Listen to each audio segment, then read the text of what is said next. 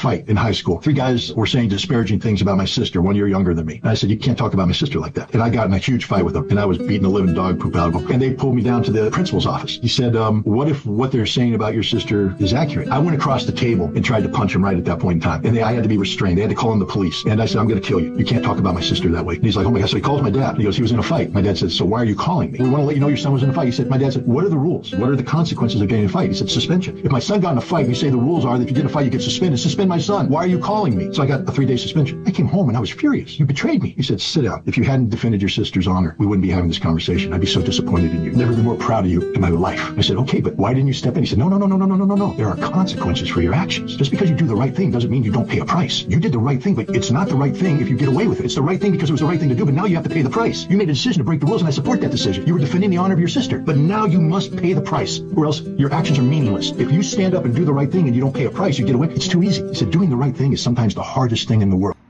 Man, this story cuts so deep, man. It just reminds me of when Jesus was in the garden. He knew he was about to go die and prayed for 3 hours to the point where he was sweating blood because of the amount of pain that he was about to go through. But it was God's will, the right thing to do.